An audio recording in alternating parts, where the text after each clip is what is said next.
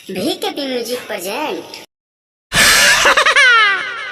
जी हाँ दोस्तों, एक बार फिर से बाबा भभूति राम के कुटिया में आप सभी का स्वागत है। जी हाँ, एक चुटकी भभूति आ देह में के पूरा दुख बीमारी छूटी।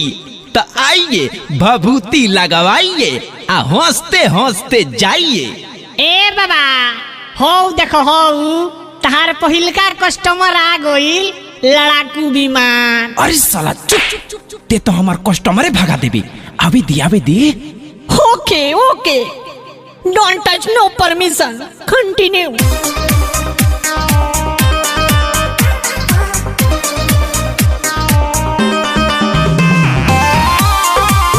अरे बच्ची, क्या परेशानी है? बताओ।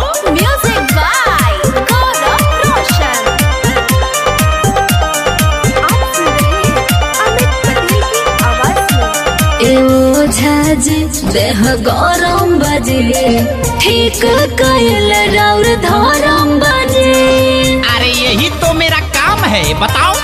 सुनी ना, ए झाजी देह गरम बजे, ठीक कइल राउर धरम बजे।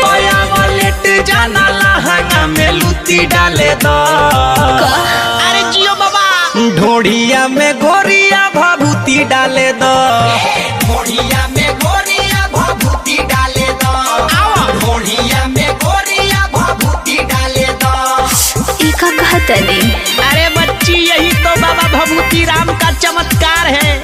कोई भी समस्या हो उसका समाधान किया जाएगा। औच।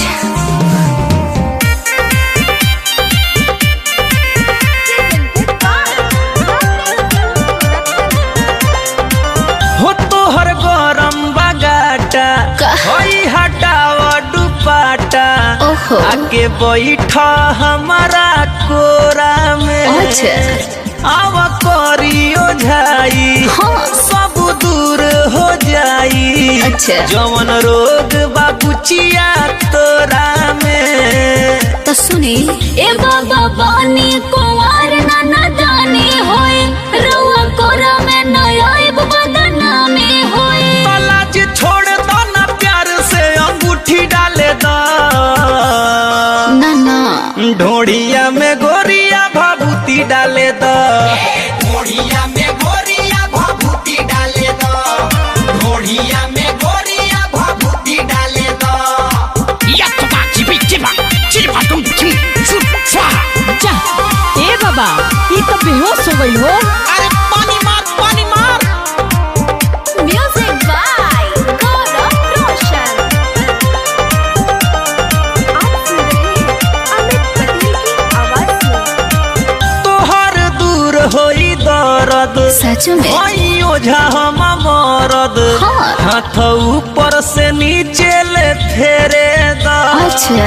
धर बांधल जंतर। अच्छा। सब होई छू मंतर। बबी पूरा जवानी उधेरे दा। ए बाबा जहाँ मन करे के बहादुर से करी, सोने देह सुघराई हाथ होने धरी। कहे पवन अमित भरा मुट्ठी डाले दा। ढोड़िया में गोरिया भभूति डाले दो। ढोड़िया में गोरिया भभूति डाले दो। ढोड़िया में गोरिया भभूति डाले दो। ना माने तो आई डाली। ए बाबा, हम उझारी। होने ले चल पहले भीतर।